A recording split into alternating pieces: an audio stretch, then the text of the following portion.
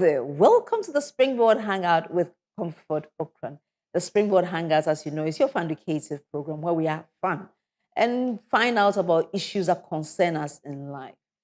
The Springboard Hangout is an initiative of the Springboard Roadshow Foundation in partnership with the Ghana Grows Program. And as you know, the Ghana Grows Program was initiated by the Mastercard Foundation in partnership with the Springboard Roadshow Foundation.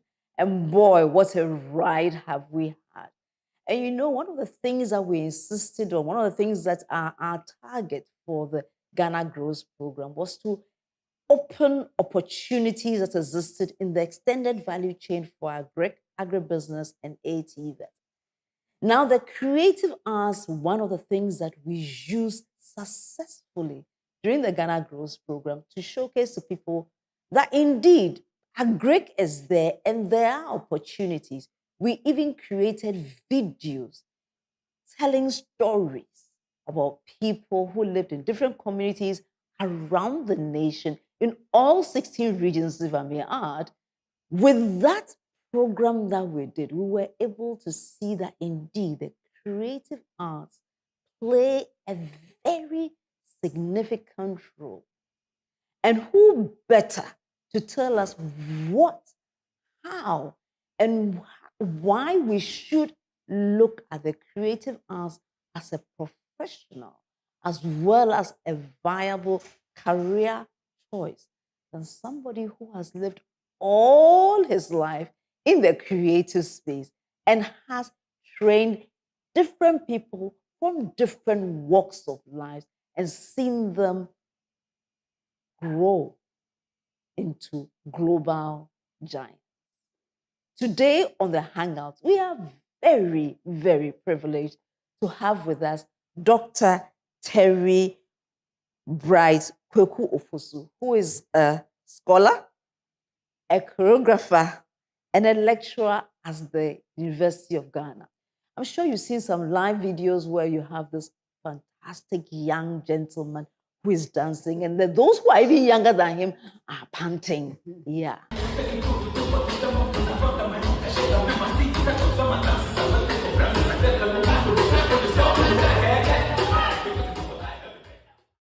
How does he do it? Why does he do it? And most importantly, how can those of us watching today decide if we are interested to go into the creative arts, especially the dance field? Therefore, if you are watching us today, know that today is all about dance, it's about fun, and it's about finding the creative part of yourself. We're going for a quick break. When we return, Dr. Terry will take us through it all and make us understand the possibilities that we face if we do it. Don't go anywhere. We will be right back.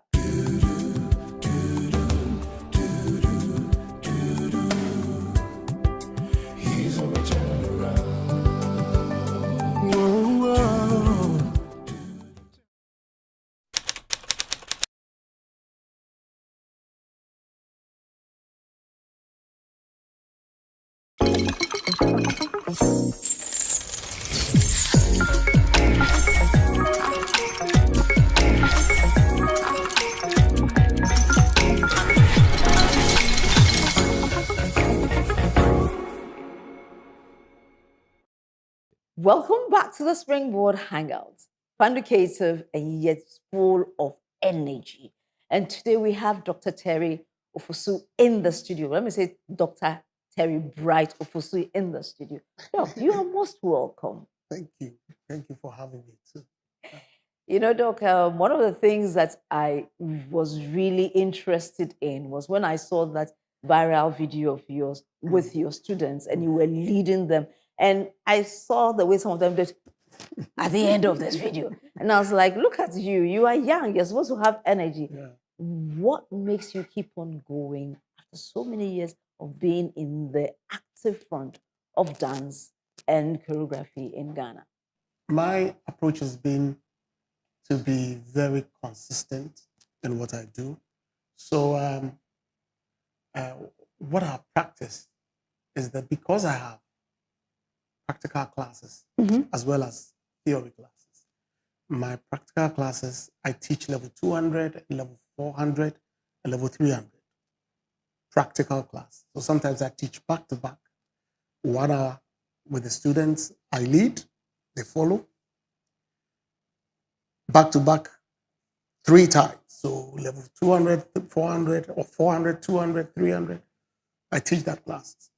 Now, what happens is that when we go on vacation, all right, then I start to jog. So I think I've met you once with your group walking on campus. Indeed. I just went past you. And yeah, so that is what I do just to make up for the lost practical time. Right. So it's a very conscious, and if I don't do it for like a week, then my body starts to talk to me that, hey, master, you are going to die. So it's a very conscious effort that I put in there, to constantly work my body to respond. And also because my area, even though my foundation is traditional dance, because I danced on the street before coming into academia, I chose to research more into pop dance. Right. And with pop dance, you have to be on top of your game in order to be able to teach. Right. So it means that at every given time, you are looking out for what is new, what is going on out there, so that you can speak the language of the youth who you are teaching. I love that, the need to remain relevant in your field. And I also heard you say you were doing street dance. So for those of us who are yet to see you apart from your dance moves, tell me what undergirds the beginnings of Dr. Terry. Okay, so it's quite funny, but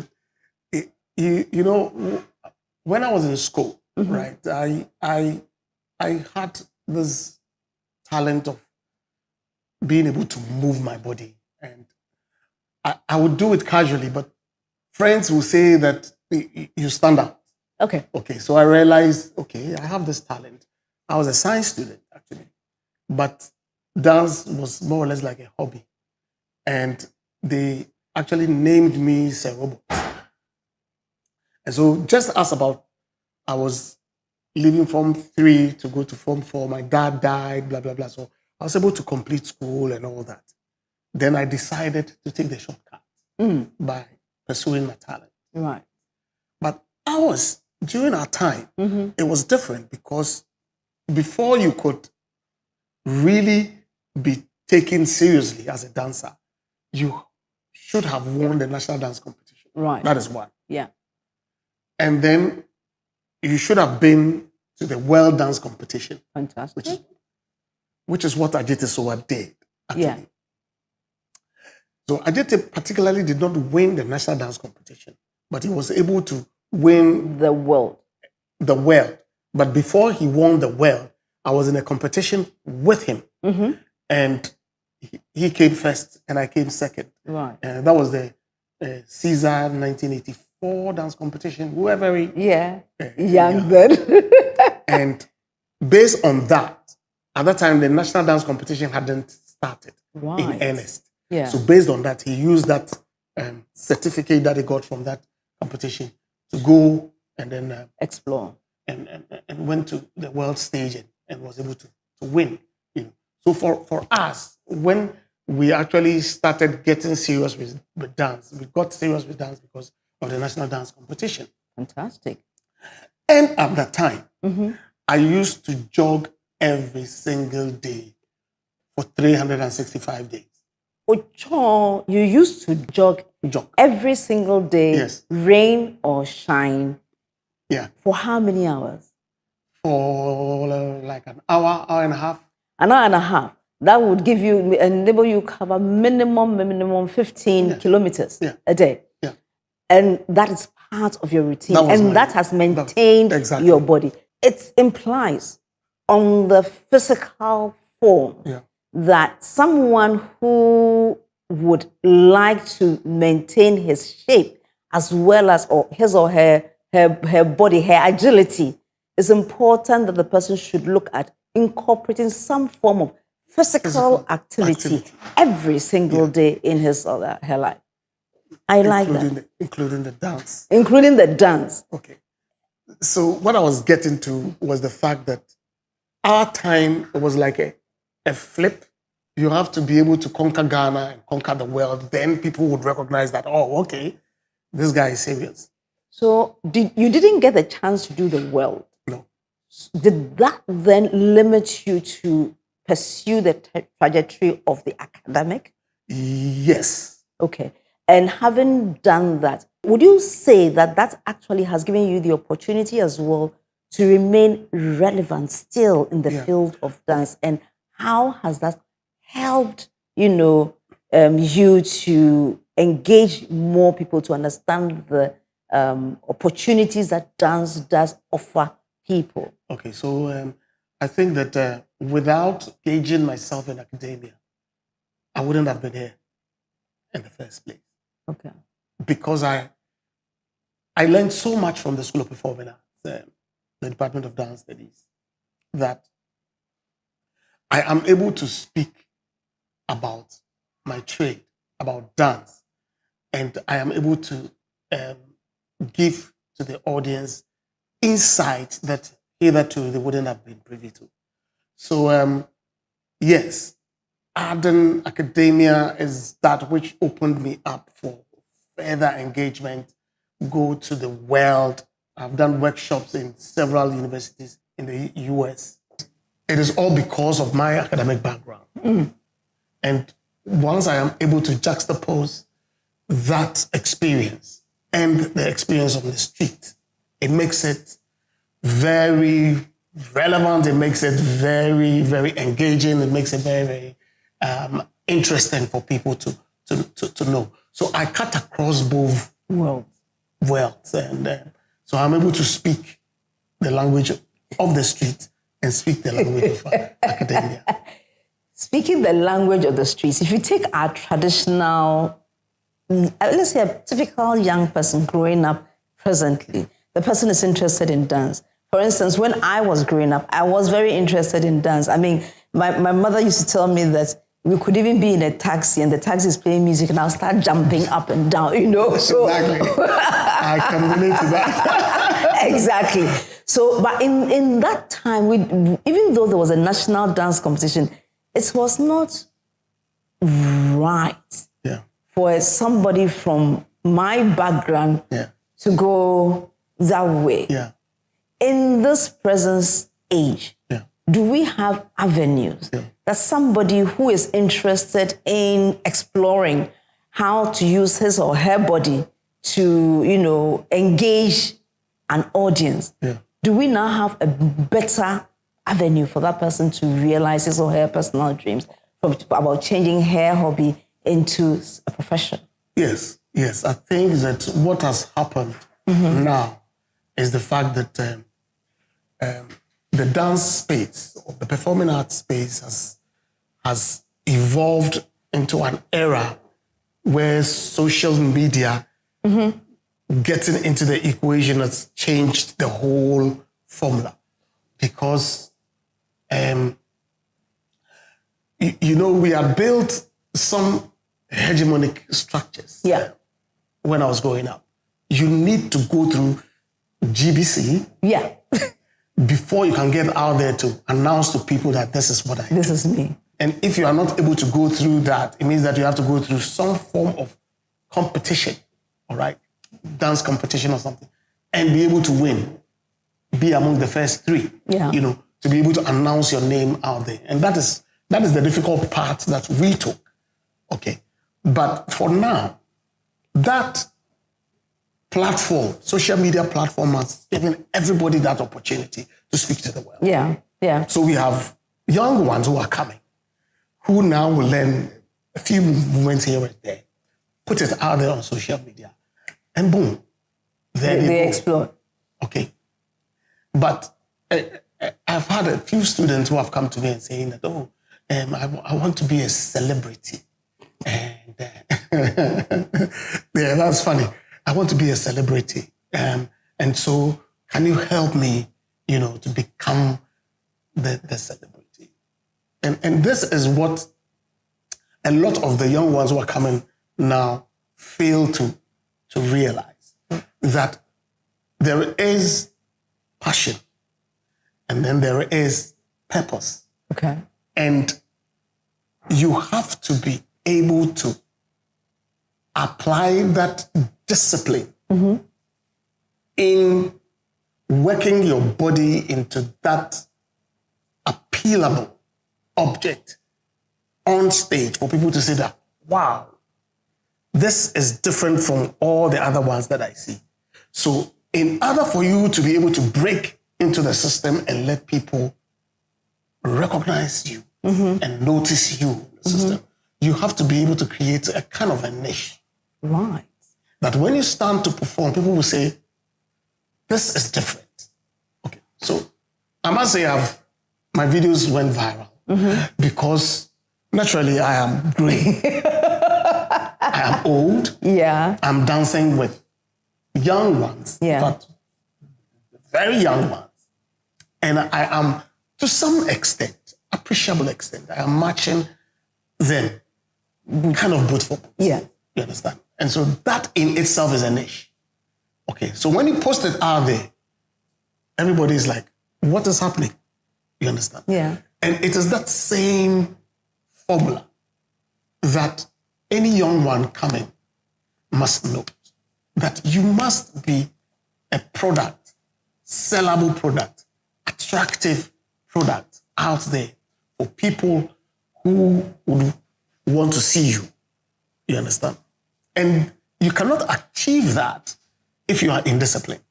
So you need to first and foremost recognize the skill that you have. Exactly. The passion is great. Yeah. But you need to hone Yes. that Yes. passion. You need to keep nurture it in such a way that it puts you out there and you look different. When everybody does a particular movement, when you do yours, they are like, this is outstanding. I remember just before I would say the great Michael Jackson passed. Remember he was preparing for his world tour. Yeah. And I remember there was a video after he passed that came out showing him performing a particular move over and over and over again. Exactly. If he had been able to execute it, people will see it flawless. Yes. People will think that, oh, this is the best move. But during that preparation stage, there were times that I felt, well, he's got it. He was like, let's do it again. So that is what you're talking about. That is the fact that we shouldn't be happy with just touching the headlights and saying that, yes, we've got it. Yeah. But we must look at building such deep roots. Grounding.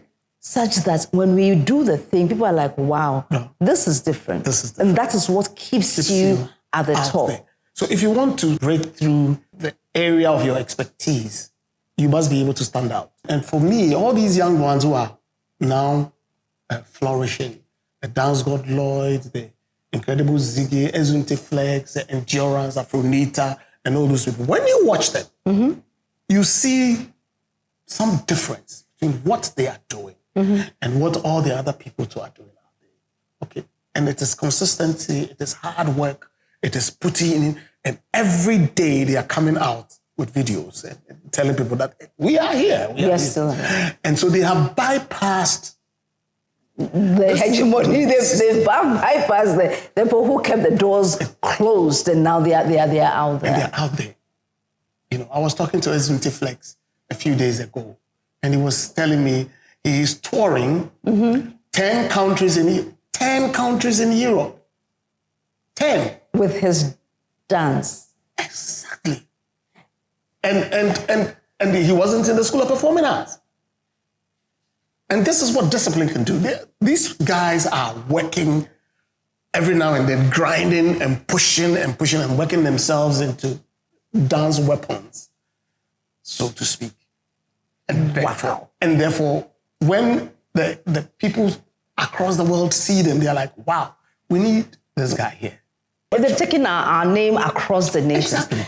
Doc, this conversation is so exciting, but we need to go for a quick break. So we're going for a quick break. When we return, we'll continue this exciting conversation about how discipline, about how understanding what kind of passion you have and how you need to hone it to help you keep the niche that you would occupy in your market. Don't go anywhere. We'll be right back.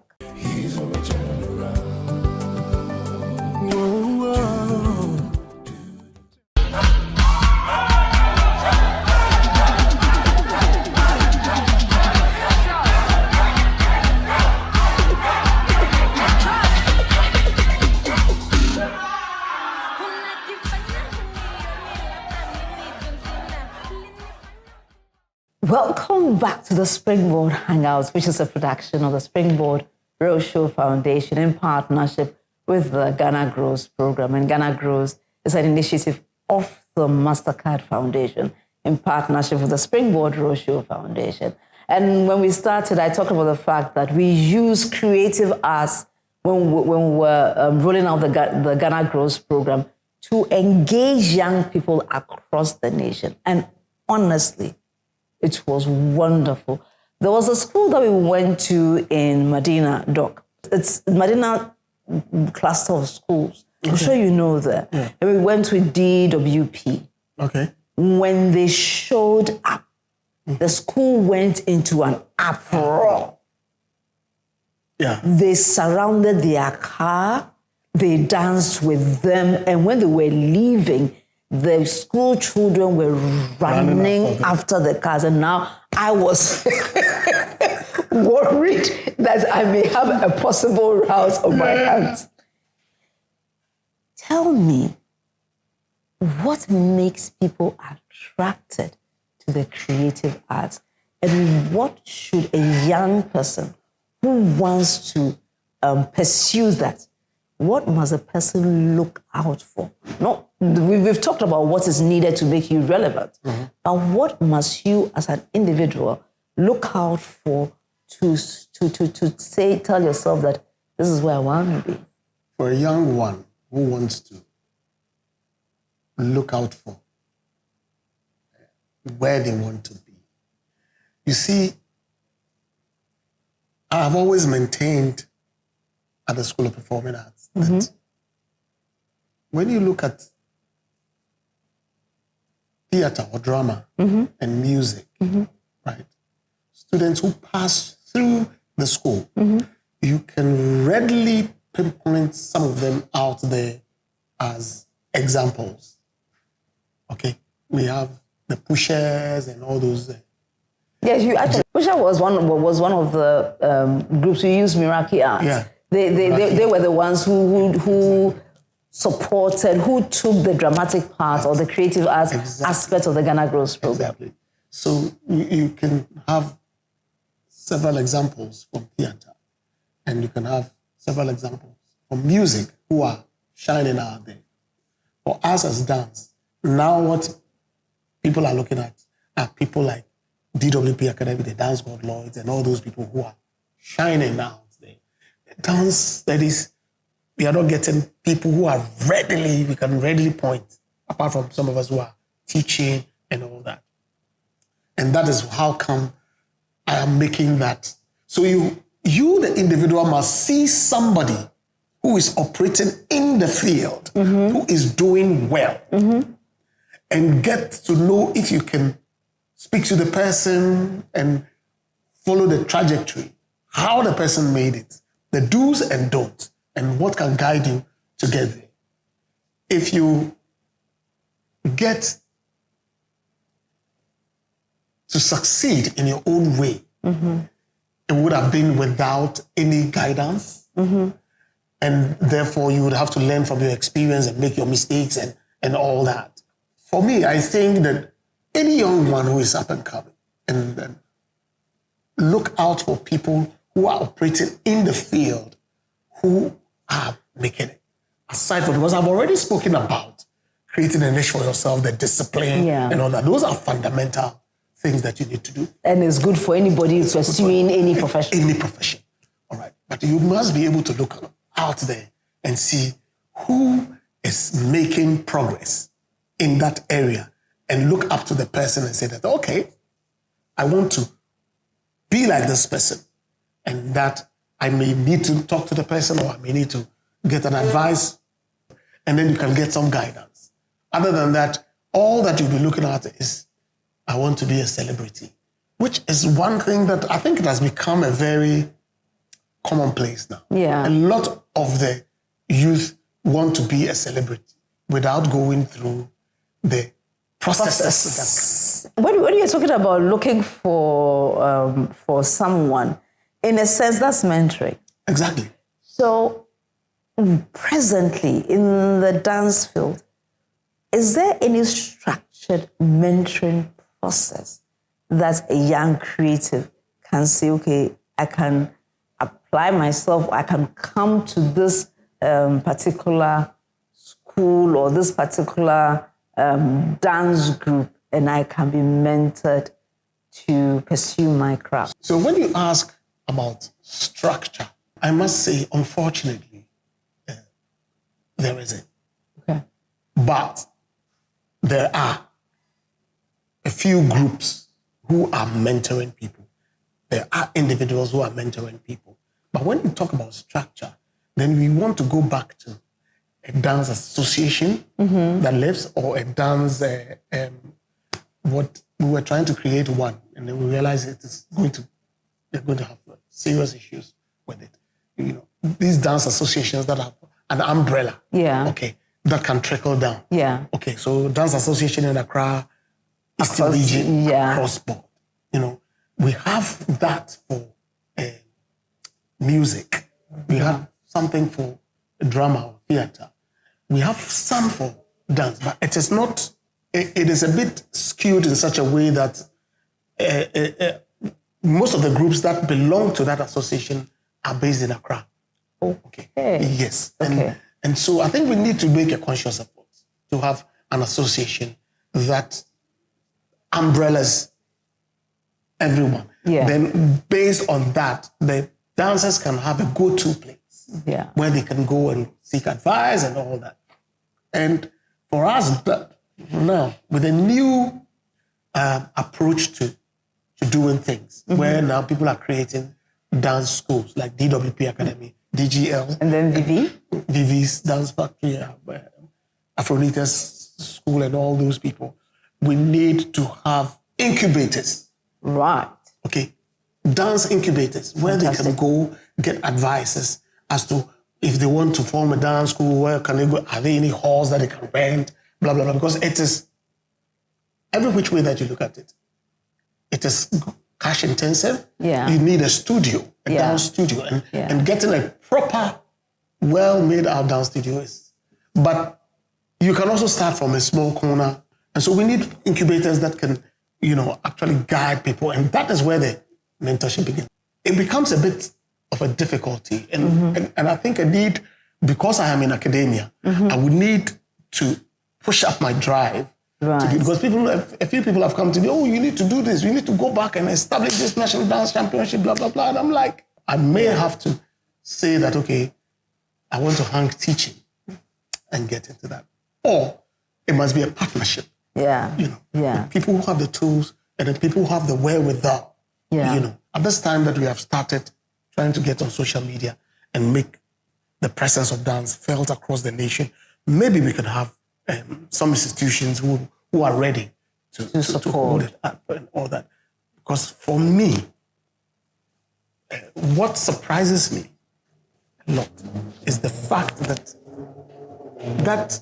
health aspect of dance, that our country is not actually looking at and considering, despite the upsurge in heart attacks and all sorts of lifestyle diseases that could be reduced by people just having a fun time and yet keeping their bodies in shape. Okay, so talking about having a fun time, Doc, please, you can't come here, we're talking about dance and we don't show people how to dance. I know you're going to get it.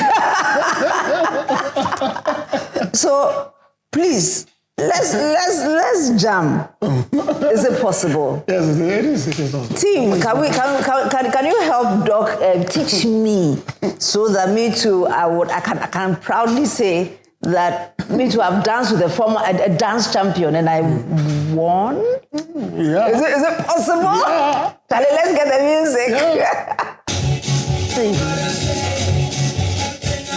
Okay, so you have to on the second move. 1, 2, 1, 2, 3. 1, 2, 3. Okay. So you have to bend forward and go low. And so you have to do one side. Yes. Take to the other side.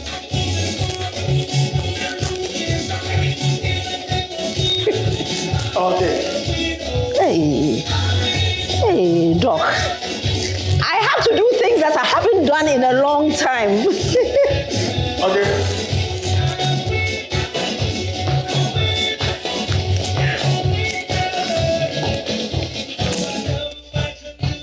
Hey, Doc in Banna.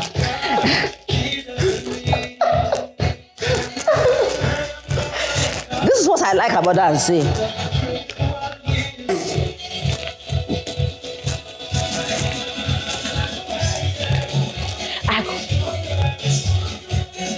Three and side. 1, 2, 3, back and front.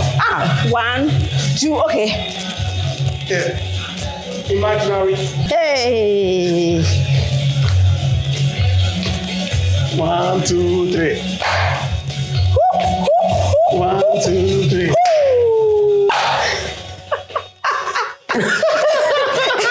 That has brought us to the end of today's Springboard Hangout. And therefore, until we come your way again with another interesting, maybe danceable edition of the Springboard Hangout, know that you are loved. You are blessed. You are the most important person in the whole wide world. We love you. Bye.